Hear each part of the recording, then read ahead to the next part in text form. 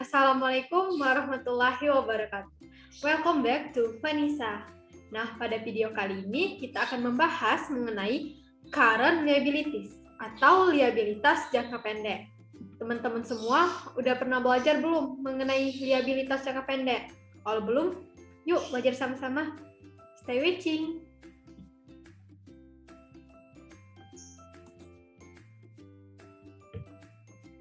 Oke, jadi teman-teman, pokok bahasan kita pada video kali ini adalah mengenai current liabilities atau liabilitas jangka pendek.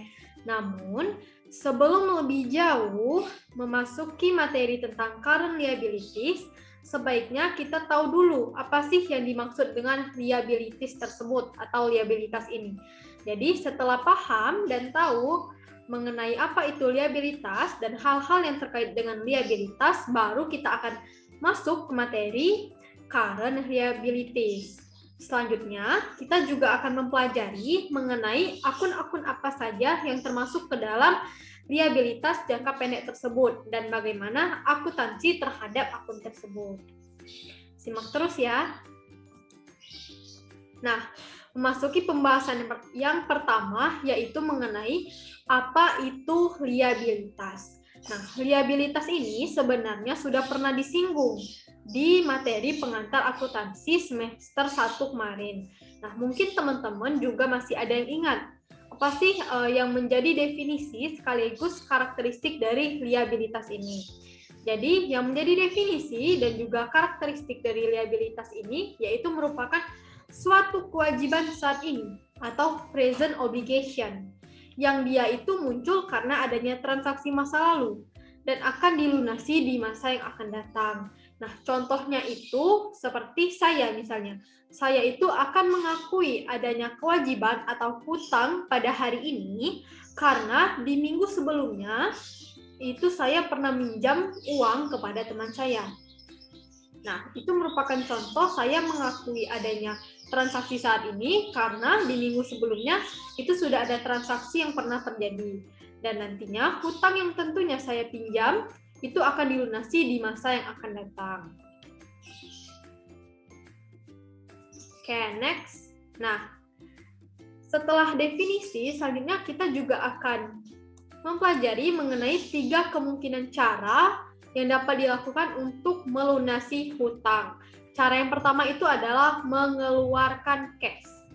Jadi, perusahaan dapat melunasi hutang yang ia miliki dengan cara mengeluarkan cash atau membayar melalui uang tunai. Cara yang kedua itu adalah menyerahkan aset yang lain seperti barang. Nah, jadi kalau misalnya perusahaan itu tidak mempunyai cash yang cukup untuk dapat membayar hutang tersebut, maka perusahaan dapat membayar hutangnya dengan cara menyerahkan aset yang lain. Dalam hal ini bisa dalam bentuk barang. Misalnya bisa itu peralatan, tanah, ataupun gedung. Nah, kemudian cara yang ketiga itu adalah dengan menciptakan liabilitas yang baru. Jadi, kalau misalnya perusahaan itu nggak mempunyai cash yang cukup, terus juga nggak ada aset yang bisa diserahkan, maka cara yang ketiga untuk dapat melunasi hutang ini dapat dilakukan dengan menciptakan suatu liabilitas atau hutang yang baru. Contohnya itu misalnya, perusahaan saya memiliki hutang yang sudah jatuh tempo, sementara cash dan juga aset yang lain seperti barang itu tidak dapat diserahkan kepada perusahaan tempat saya meminjam. Sementara perusahaan tempat saya meminjam ini terus mendesak dan menagih agar hutangnya dilunasi. Maka cara yang dapat saya lakukan untuk dapat melunasi hutang tersebut adalah dengan menciptakan hutang yang baru. Bisa dengan bentuk saya meminjam lagi ke perusahaan lain berupa uang, ataupun bisa juga saya mengganti hutang yang lama tersebut dengan hutang wesel, yang mana jika hutang yang lama tersebut yang bentuknya adalah account payable diganti dengan notes payable, otomatis jangka waktunya juga bertambah. Bisa itu dalam jangka waktu bertambah selama 3 bulan ataupun 6 bulan, tergantung dengan kesepakatan weselnya. Nah, next kita juga akan membahas mengenai jenis-jenis liabilitas. Perlu kalian ketahui juga ya, kalau liabilitas ini menjadi salah satu dari 5 elemen utama pada laporan keuangan dan akan dilaporkan pada laporan posisi keuangan bersamaan dengan aset dan juga ekuitas. Sementara untuk jenis-jenis liabilitas, di sini ada yang namanya liabilitas jangka pendek dan ada yang namanya liabilitas jangka panjang. Nah, yang membedakan kedua jenis liabilitas ini adalah terletak pada jangka waktu pelunasannya. Kalau liabilitas jangka pendek itu jangka waktu pelunasannya adalah kurang dari 1 tahun atau kurang dari 1 siklus operasi normalnya perusahaan. Nah, dari 2 pilihan ini tadi, pilih mana yang lebih panjang. Kalau 1 tahun itu tentunya adalah 12 bulan. Sementara kalau 1 siklus operasi normalnya perusahaan itu belum tentu 12 bulan. Tetapi tergantung dengan perusahaannya masing-masing. 1 siklus operasi normalnya perusahaan ini dapat diartikan yaitu sejak perusahaan memperoleh bahan baku dan bahan baku tersebut diproduksi sampai siap untuk dijual. Itu yang dinamakan dengan 1 siklus operasi normal. Contohnya itu misalnya seperti perusahaan pesawat terbang. Nah, perusahaan pesawat terbang ini memiliki 1 siklus operasi normalnya misalnya adalah 20 bulan. Sementara 1 tahunnya itu adalah 12 bulan. Nah, maka patokan untuk dapat menggolongkan hutang yang dimiliki oleh perusahaan itu adalah bukan 12 bulan, melainkan adalah yang 20 bulan. Kenapa 20 bulan? Karena 1 siklus operasi normalnya, yaitu 20 bulan, lebih panjang daripada 1 tahun kalender. Lain halnya, kalau misalnya perusahaan seperti pembuat sepeda gitu. Kalau perusahaan pembuat sepeda, misalnya 1 siklus operasi normalnya hanya 10 bulan. Nah, maka dalam hal ini yang menjadi patokan untuk menggolongkan liabilitasnya adalah 1 tahun kalender. Karena 1 tahun kalender lebih panjang daripada 10 bulan. Itu kalau liabilitas jangka pendek. Sementara kalau liabilitas jangka panjang itu kebalikan dari liabilitas jangka pendek, di mana waktu pelunasannya ini lebih dari 1 tahun atau lebih dari 1 siklus operasi normalnya perusahaan. Nah, teman-teman, pada video kali ini kita akan fokus membahas mengenai liabilitas jangka pendek. Sementara untuk liabilitas jangka panjang akan dibahas di video-video selanjutnya. Oke, next contoh dari current liabilitas, di mana di sini ada 10 contoh akun yang termasuk ke dalam current liabilitas. Nah, dari ke-10 akun ini nantinya akan kita bahas satu persatu. Nah, yang pertama itu teman-teman ada account payable. Jadi, apa sih definisi dari account payable ini? Ada yang masih ingat nggak? Jadi, definisi dari account payable ini merupakan hutang yang timbul karena aktivitas utamanya perusahaan. Misalnya, kalau perusahaan dagang, maka account payable-nya akan timbul ketika perusahaan membeli barang dagangan secara kredit. Itu untuk contoh dari account payable. Nah, selanjutnya, bagaimana sih akuntansi dari account payable ini, atau bagaimana pencatatan penjurnalannya? Nah, untuk pencatatan akuntansi ketika terjadi transaksi account payable itu dapat dilakukan dengan 2 metode yang berbeda. Mungkin teman-teman di sini masih ingat, ini pernah dipelajari di materi pengantar akuntansi, yaitu metode pencatatan perpetual dan juga metode pencatatan periodik. Kalau metode pencatatan perpetual itu akun yang didebit adalah inventory. Kenapa inventory? Karena mungkin kalian masih ingat kalau metode perpetual ini dia itu setiap terjadi transaksi ataupun mutasi yang berkaitan dengan Si barang dagangan, dia langsung menggunakan akun inventory. Sementara kalau periodik, dia itu nggak langsung mempengaruhi akun dari persediaan barang dagangan, sehingga akun yang dipakai itu bukan inventory. Jadi bisa dilihat perbedaan di sini. Kalau perpetual, akun yang didebit adalah inventory, sementara kalau di periodik itu akun yang didebit adalah forecast. Nah, di mana nilai yang dicatat untuk masing-masing dari inventory maupun forecast ini adalah sebesar hutangnya. Sementara kalau account payable itu antara metode perpetual dan periodik sama-sama di kredit.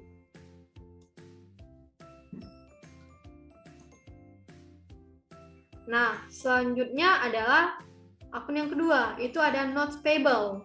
Jadi definisi dari notes payable ini merupakan suatu janji tertulis yang diterbitkan oleh perusahaan untuk dapat membayar sejumlah uang dengan bunganya pada tanggal tertentu.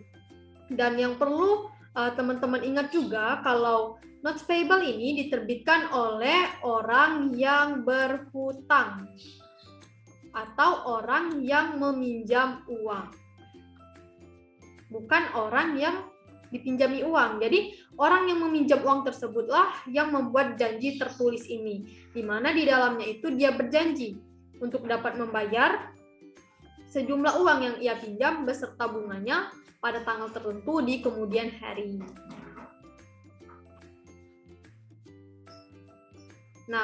Nah, selanjutnya adalah 3 alasan mengapa perusahaan itu menerbitkan notes payable. Yang pertama itu adalah karena hutang perusahaan sudah over limit atau sudah melewati batas maksimum. Jadi kalau misalnya perusahaan kita itu melakukan transaksi pembelian barang dan ternyata hutang kita pada perusahaan tempat kita membeli barang tersebut sudah over limit atau sudah melewati batas maksimum, maka tentunya perusahaan tempat kita membeli barang tadi mengharuskan kita untuk dapat membuat suatu janji tertulis atau notes payable, yang mana tujuannya adalah agar mereka itu yakin bahwa kita nantinya akan benar-benar membayar. Itu alasan yang pertama. Alasan yang kedua itu adalah ketika perusahaan meminjam uang kepada perusahaan lain.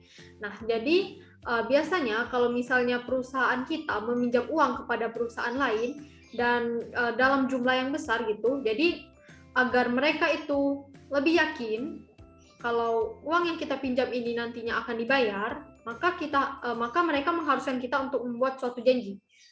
Karena di mana notes payable ini sifatnya itu lebih dapat dipercaya dibandingkan dengan account payable, karena di dalamnya itu terdapat janji, di mana kita itu menuliskan janji kapan kita akan membayar sejumlah uangnya di kemudian hari, sehingga mereka merasa lebih pasti atau lebih yakin. Alasan yang kedua. Nah, sementara alasan yang ketiga itu adalah karena ketika account payable kita sudah jatuh tempo. Jadi ketika account payable atau hutang kita sudah jatuh tempo dan kita belum mampu untuk melunasinya, maka kita bisa menerbitkan yang namanya notes payable ini, yang tujuannya adalah untuk menggantikan hutang kita yang sebelumnya sudah jatuh tempo. Nah, selanjutnya adalah mengenai kategori dari notes payable. Jadi, notes payable ini dapat dikategorikan sebagai liabilitas jangka pendek maupun sebagai liabilitas jangka panjang, di mana hal ini tergantung dengan jangka waktu dari notes payable tersebut. Kalau misalnya notes payable ini memiliki jangka waktu pelunasan kurang dari 1 tahun, maka dia dikategorikan sebagai liabilitas jangka pendek kalau dia kurang dari 1 tahun. Sementara kalau notes payable ini memiliki jangka waktu pelunasan lebih dari 1 tahun, maka dia dikategorikan sebagai liabilitas jangka panjang.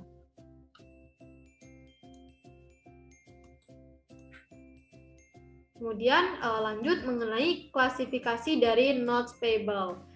Nah, jadi teman-teman, notes payable ini bisa diterbitkan ke dalam 2 bentuk.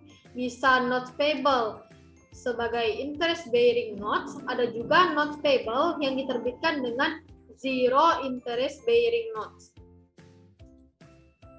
Kalau notes payable yang sifatnya interest bearing notes, maka bunga itu dinyatakan dalam bentuk persentase.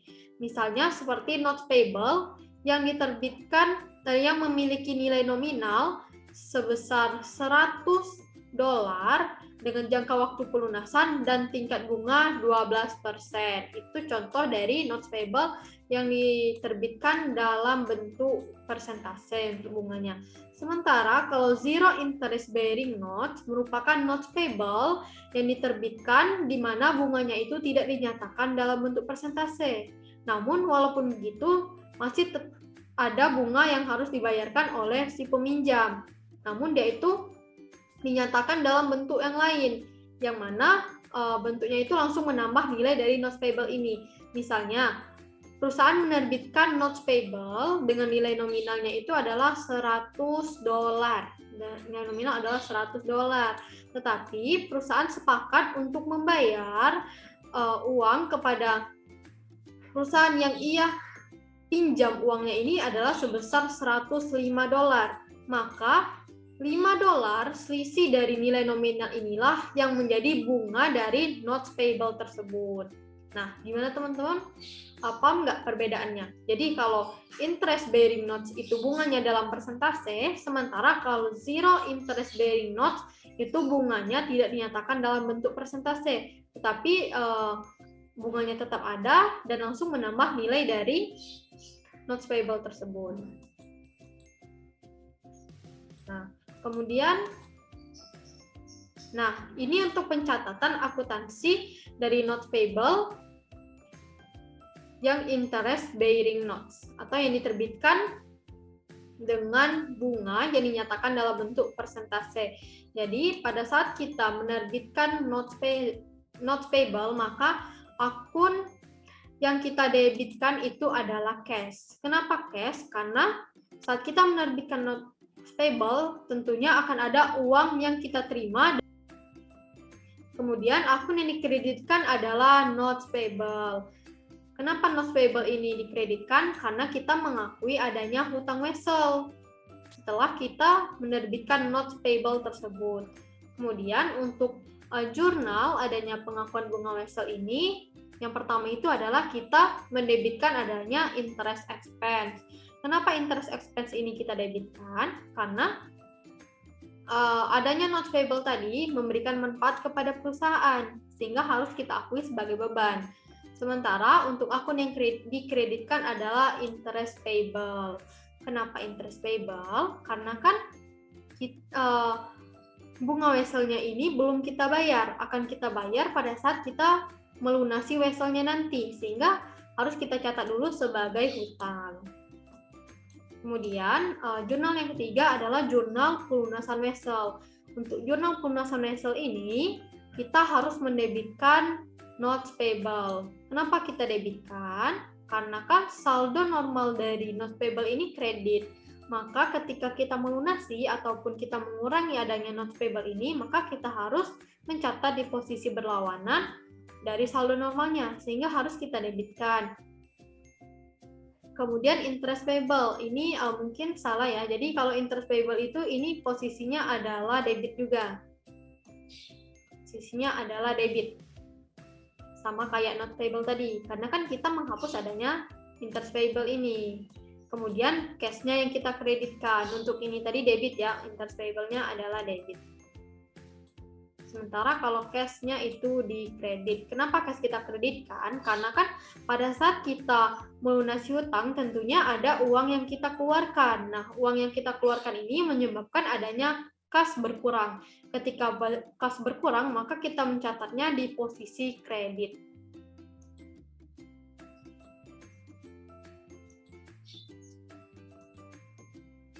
Nah, kemudian lanjut ke pencatatan akuntansi. Notes payable yang sifatnya itu adalah zero interest bearing notes. Kalau tadi interest bearing note, yang ini adalah zero interest bearing notes, di mana kalau zero interest bearing notes berarti bunga itu tidak dinyatakan dalam bentuk persentase. Nah, untuk jurnal penerbitan wesel itu sama dengan yang interest bearing notes, yaitu kita mendebit akun cash yang berarti kita menerima uang karena penerbitan wesel ini. Terus kita juga akan mengkredit akun notes payable, di mana ketika kita mengkredit ini berarti kita mengakui adanya hutang wesel. Terus untuk jurnal pengakuan adanya bunga wesel, nah ini mengalami sedikit perbedaan dengan yang interest bearing notes tadi. Dimana kalau interest bearing notes, akun yang kita kreditkan itu adalah interest payable, ya kan? Sementara kalau untuk yang zero, akun yang kita kreditkan itu adalah notes payable. Nah, dengan dikreditkannya notes payable ini, otomatis nantinya akan menambah nilai dari notes payable kita. Misalnya yang awalnya tadi 100, dengan adanya bunga wesel $5, maka nilai dari notes payable kita otomatis bertambah sebesar $105. Sementara untuk akun yang didebitkan itu masih sama, yaitu adalah interest expense. Kemudian untuk jurnal pelunasan wesel, nah ini juga mengalami sedikit perbedaan dengan yang sebelumnya, di mana pada zero interest bearing notes, akun yang didebitkan itu cuma notes payable. Kenapa interest payable-nya nggak ada? Karena kan bisa dilihat pada jurnal pengakuan bunga wesel ini, dia itu langsung menambah nilai wesel. Jadi langsung kita memakai akun notes payable yang didebitkan. Nah, untuk akun yang dikredit juga sama, yaitu cash.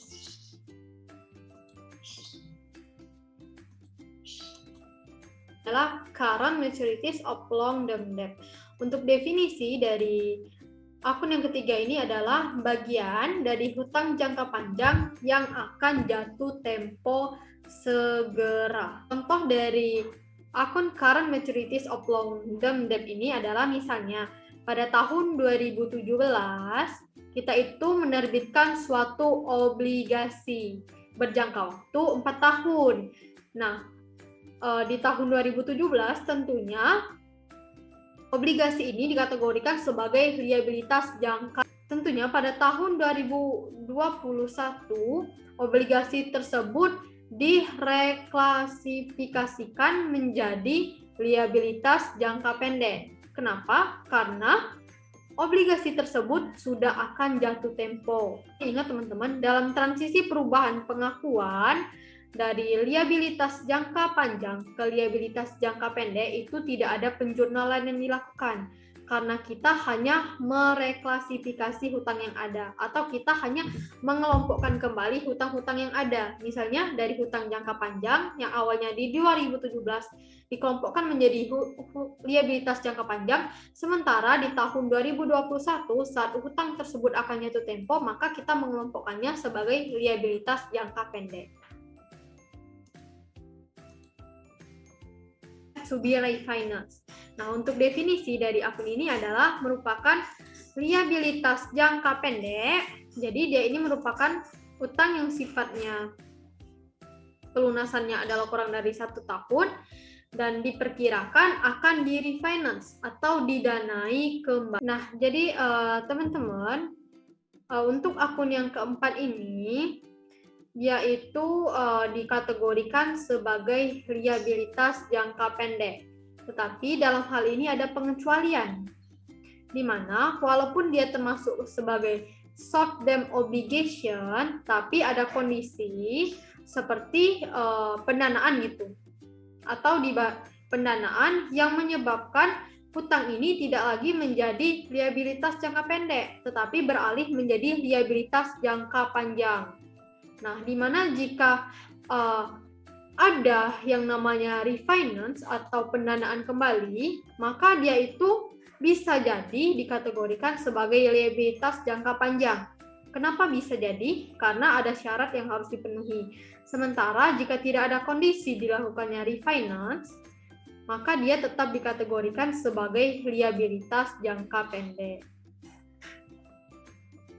Selanjutnya perlu teman-teman ingat juga kalau short term obligation expects to be refinanced ini memiliki 2 kemungkinan yang terjadi, yaitu akan diakui sebagai liabilitas jangka pendek atau akan diakui sebagai liabilitas jangka panjang. Itu dilihat dari hasil kesepakatannya atau tanggal kesepakatannya. Di mana jika hutang tersebut kesepakatannya saat ingin di-refinance dilakukan setelah penyusunan laporan keuangan, maka hutang ini akan diakui sebagai liabilitas jangka pendek. Namun, jika penyusunan laporan tersebut kesepakatan saat ingin di-refinance adalah sebelum penyusunan laporan keuangan, maka hutang ini akan diakui sebagai liabilitas jangka panjang. Jadi, ada kondisi yang menyebabkan short term obligation ini akan dikategorikan sebagai liabilitas jangka panjang, bukan hanya dapat dikategorikan sebagai liabilitas jangka pendek. Kemudian kita lanjut ke akun yang kelima, yaitu adalah dividend payable.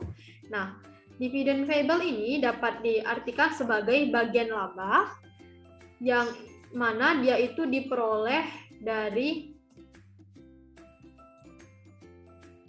Nah, kita masuk ke akun yang kelima, yaitu dividend payable.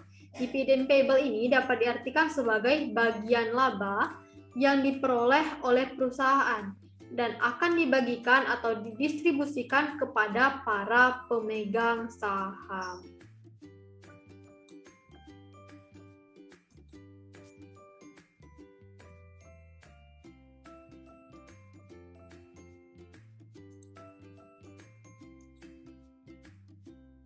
Nah, terkait dengan dividen tadi, maka akan ada 3 tanggal penting yang berkaitan dengan dividen. Yang pertama itu adalah tanggal pengumuman dividen. Nah, pada saat tanggal pengumuman inilah, maka perusahaan akan mengakui munculnya dividen payable. Dan perusahaan nantinya akan membuat yang namanya jurnal terkait pembagian dividen. Nah, kemudian tanggal yang kedua adalah tanggal pencatatan, di mana pada tanggal pencatatan ini perusahaan itu kayak mendata siapa-siapa aja para pemegang saham yang berhak untuk menerima dividen. Nah, pada tanggal pencatatan ini tidak ada penjurnalan yang dilakukan, karena perusahaan hanya mendata, yang sifatnya itu administrasi. Kemudian, tanggal yang ketiga itu adalah tanggal pembayaran, yang mana merupakan tanggal saat perusahaan akan melunasi atau membayar dividen kepada para pemegang saham.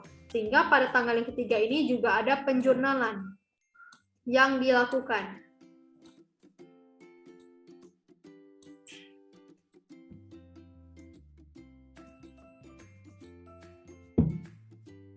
Nah, untuk pencatatan akuntansi mengenai dividen payable itu pada saat penjurnalan atau penerbitan terdapat 2 perbedaan, yaitu kalau versi buku pengantar akuntansi, yaitu akun yang didebitnya adalah dividen. Sementara kalau versi buku intermediate accounting, akun yang didebitnya adalah return earning. Kenapa berbeda? Walaupun jadi teman-teman, walaupun dia itu berbeda, nanti ujung-ujungnya tetap akan sama. Karena apa? Ini diambil dari return earning. Sementara untuk akun yang dikreditnya adalah tetap dividend payable.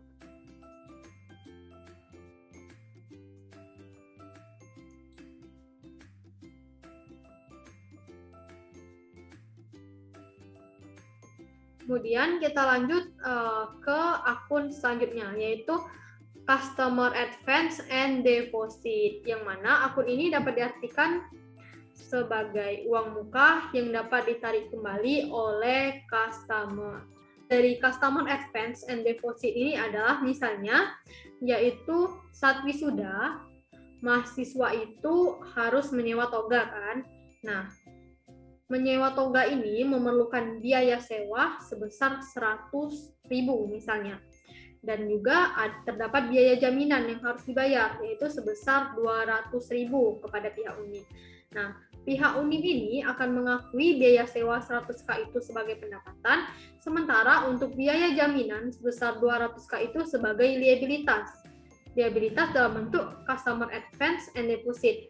Kenapa dia mengakuinya sebagai liabilitas? Karena bisa saja uang jaminan 200K ini akan dikembalikan kepada para mahasiswa. kapan itu akan dikembalikan? Yaitu ketika para mahasiswa ini mengembalikan toganya. Karena kan uang 200K ini sifatnya jaminan, bukan pembayaran sewa. Terus contoh akun dari Carnabilities yang selanjutnya adalah unearned revenue, yang mana dia itu dapat diartikan sebagai hutang yang dimiliki perusahaan karena sudah menerima uang atas jasa yang belum diselesaikan atau barang yang belum diserahkan. Jadi, hutang ini timbul karena perusahaan itu sudah menerima uang dari pelanggan, sementara jasanya atau jasanya belum diselesaikan atau barangnya itu belum diserahkan. Dan perlu teman-teman ingat juga kalau unearned revenue ini bukan penghasilan atau bukan pendapatan, walaupun namanya itu revenue, tapi dia bukan termasuk ke dalam akun pendapatan atau penghasilan, tapi dia itu termasuk ke dalam hutang. Kenapa termasuk ke dalam hutang? Karena kita berhutang jasa yang harus kita selesaikan, atau kita berhutang barang yang harus kita serahkan kepada pelanggan. Itu kenapa unearned revenue ini dikategorikan sebagai hutang.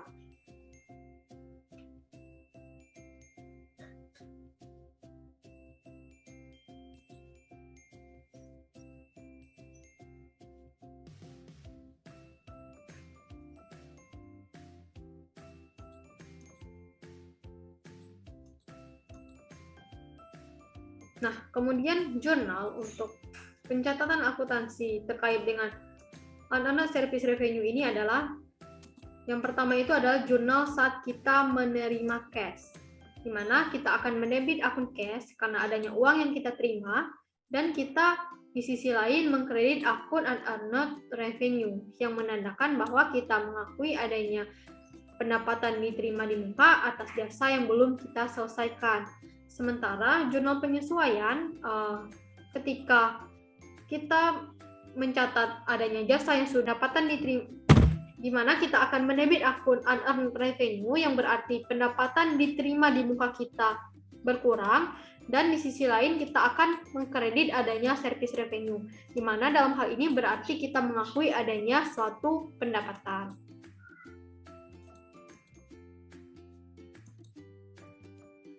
Nah, kemudian lanjut ke akun yang selanjutnya, yaitu adalah Sales and Value Added Tax Payable, di mana kalau di Indonesia itu dikenal dengan istilah PPN atau pajak pertambahan nilai.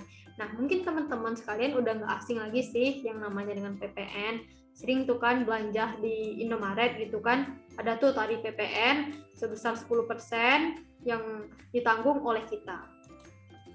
Contoh dari Sales and Value Added Tax Payable ini, misalnya pada saat makan di KFC atau McDonald. Nah, misalnya harga paket ayamnya adalah sebesar 20.000. Tetapi yang kita bayar pada saat makan adalah sebesar 22.000. Maka dalam hal ini, bagi McDonald yang menjual paket ayam tersebut, 20.000-nya akan diakui sebagai pendapatan. Sementara untuk 2.000-nya itu akan diakuinya sebagai hutang pajak penjualan, yang mana nantinya akan ia serahkan kepada pemerintah atau kepada negara. Teman-teman ketahui juga kalau Sales and Value Added Tax Payable ini atau PPN itu ada yang sifatnya input ke dalam harga barang, ada juga yang sifatnya itu exclude atau di luar dari harga barang.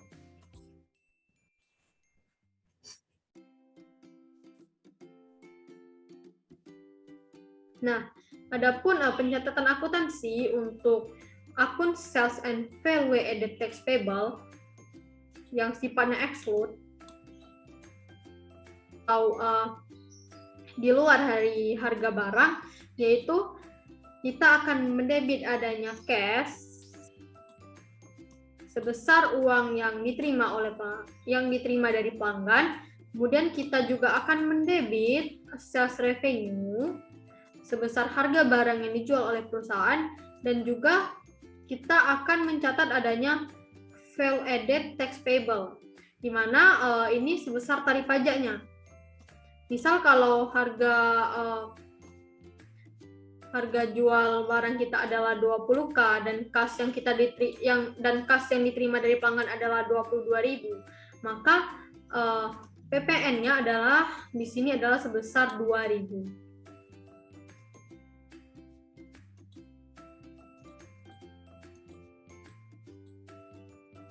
Kemudian adalah sales tax payable. Nah, atau yang dapat diartikan sebagai hutang pajak penjualan. Nah, akun hutang pajak penjualan ini terjadi ketika perusahaan itu menjual barang dan di dalam barangnya itu ternyata terdapat pajak yang ditetapkan oleh pemerintah.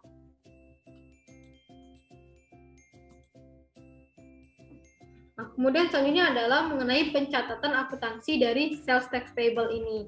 Nah, untuk jurnal yang dibuat saat penjualan itu, kita mendebit adanya akun cash. Akun cash kita debitkan yang berarti adanya uang yang kita terima dari penjualan. Kemudian kita akan mengkredit akun sales revenue yang berarti kita mengakui adanya pendapatan. Kemudian di sisi lain kita juga akan mengakui adanya sales tax payable atau hutang pajak penjualan. Misalnya contohnya itu adalah kita menjual handphone sebesar 1 juta. Nah, dan adanya tarif pajak sebesar misalkan saja adalah 10%. Nah, maka dengan adanya tarif pajak 10% ini dia akan menambah nilai dari barang yang kita jual yang awalnya hanya 1 juta, nanti kita jual ke pelanggan sebesar 1.100.000. Nah, 1.100.000 ini akan kita catat sebagai penerimaan cash, namun 1 jutanya akan kita akui sebagai sales revenue atau pendapatan kita, sementara 100.000-nya akan kita akui sebagai sales tax payable atau hutang pajak penjualan yang nantinya harus kita serahkan kepada negara. Sementara untuk jurnal saat pajak itu sudah diberikan atau uang pajak yang 100.000 ini tadi sudah kita serahkan kepada negara, jurnalnya itu adalah kita akan mendebit adanya sales tax payable yang berarti hutang pajak penjualan kita itu berkurang dan cash kita kreditkan karena kita mengeluarkan uang. Lanjut ke akun selanjutnya. Akun selanjutnya itu adalah income tax payable atau hutang pajak pendapatan, di mana hutang pajak pendapatan ini itu dapat ditanggung oleh orang pribadi ataupun perusahaan. Kalau perusahaan, hutang pajak pendapatannya ini diambil dari net income atau dari labanya perusahaan.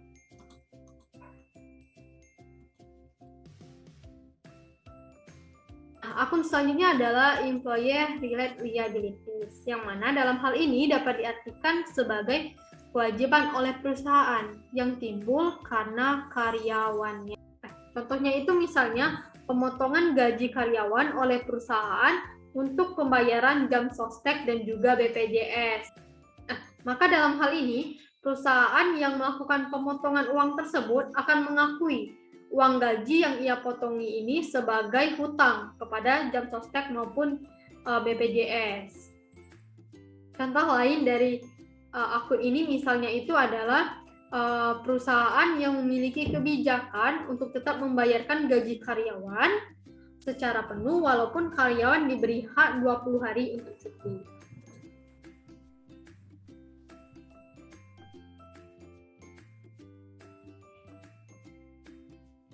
Nah, adapun pencatatan akuntansi untuk employee related liabilities untuk pemotongan gaji karyawan karena adanya pembayaran pajak, yaitu pertama perusahaan akan mendebit adanya wage and salaries expense, yaitu sebesar gaji karyawan yang belum dipotong pajaknya.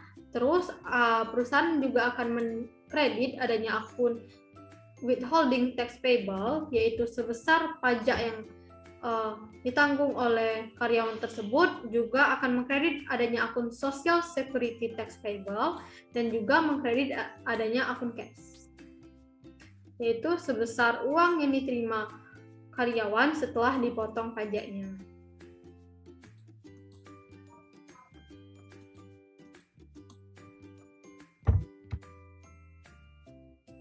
Nah, teman-teman, itulah tadi pembahasan mengenai current reliability. Kalau misalnya terdapat kesalahan, kritik, maupun saran terhadap video ini, mohon untuk dapat disampaikan melalui kolom komentar. Sekian, dan terima kasih. Wassalamualaikum warahmatullahi wabarakatuh.